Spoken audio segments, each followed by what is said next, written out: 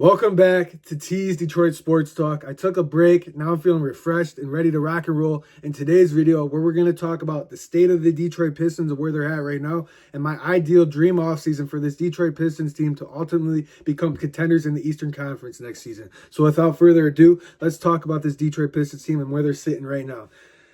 So round one of the playoffs was one of the most entertaining series I've ever seen watching NBA basketball. Maybe it's because I haven't seen much of the Detroit Pistons in the NBA playoffs because I was very young in the early 2000s. I wasn't able to really enjoy my fandom as much as I'm doing now. So I was on nail bite and my heart was racing each and every game. That was some of the most entertaining playoff basketball I've ever watched against the New York Knicks in the first round. It was fun. It was scrappy. It was intense.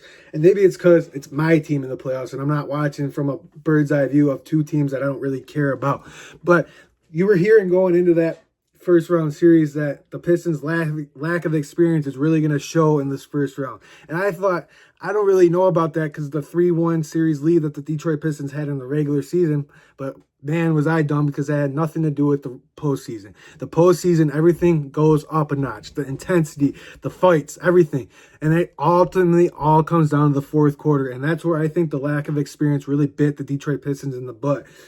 In game one, when we blew that 21-point lead in the fourth quarter. Game four, Cade not being able to finish the Knicks out with that jump shot and then not getting that foul call by the refs. The refs sucked in that series. I'm not going to talk much about it because that's neither here or there. And then in game six, when we had the lead with 7-point lead with 3 or 2 minutes to go and Jalen Brunson went on a run and Asar Thompson got crossed up and nailed that dagger 3 to end our season. But where they're sitting at right now, I thought that lack of experience and the experience that they got in that first round is only going to make this team better moving forward. So where they're sitting at right now, who knows if we have Jaden Ivey or if we have Beef Stew in that series. Do the Pistons win that series? And ultimately, with the Knicks advancing to the Eastern Conference Finals and eliminating the Boston Celtics, it makes this Detroit Pistons team look that much better because really, if you think about it, you have Cade out there and you have a bunch of players that were helping. But if Cade, how many times in the regular season were you seeing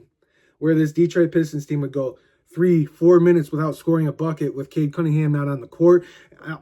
And Dennis Schroeder ultimately helped, and I would love to bring Dennis Schroeder back, but I don't want to spend that much money on him. I think that secondary ball handler comes with Jaden Ivey being healthy. So it's hard to say where the needs really lie with this Detroit Pistons team. You do need a scoring floor, and I would love to upgrade Tobias Harris. And Tobias Harris played great towards the end of the year, and he was playing really good in that playoff series. In Game 4, he was locking up Karl Anthony Towns, but he got into foul trouble. We won 2 games on the road, so that's good experience moving forward into the regular season. But where this Detroit Pistons team is at right now, I think your young core that you absolutely do not trade, you do not get rid of, is you got Cade, you got Asar, and you got Jalen Duren. Anybody else can go. Even though I would love to see a full season of Cade and Jaden Ivey in the backcourt, I think that would be really good. And if you were able to keep Dennis Schroeder to come off the bench and Cade and Jaden Ivey stayed healthy, that's going to be a backcourt to be reckoned with. That's just my honest opinion.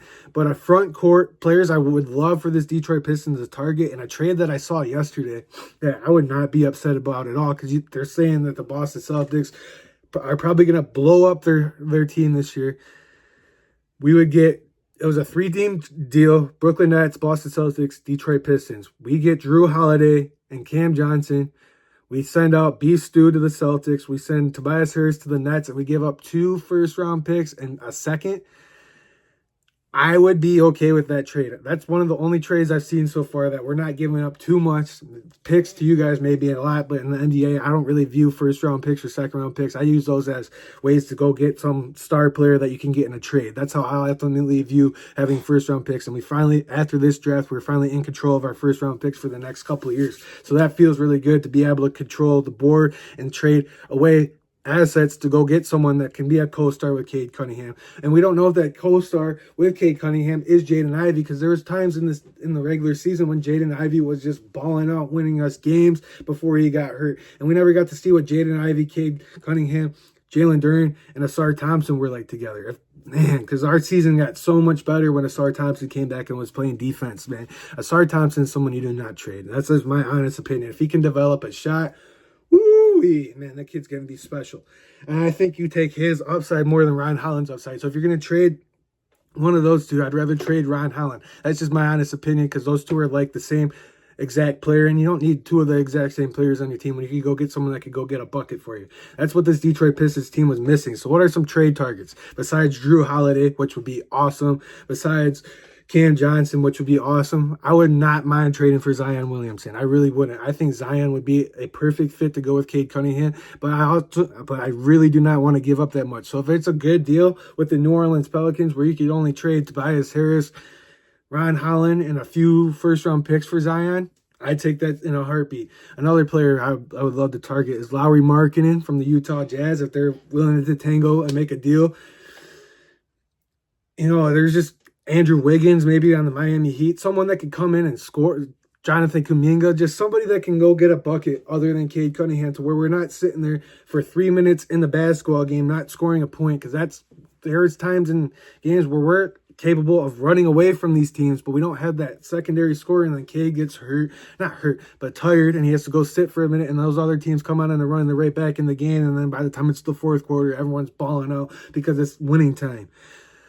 That's the only thing where I really would like the Pistons to get better at this year. Knowing that in the playoffs, it comes down to the fourth quarter, be in elite shape next year, like Trajan Langdon said he wants Cade Cunningham to be, and that's ultimately what this experience is going to do for Cade Cunningham. But my ultimate dream offseason for this Detroit Pistons team is keep Jalen Duren, keep Cade Cunningham, keep Asar Thompson.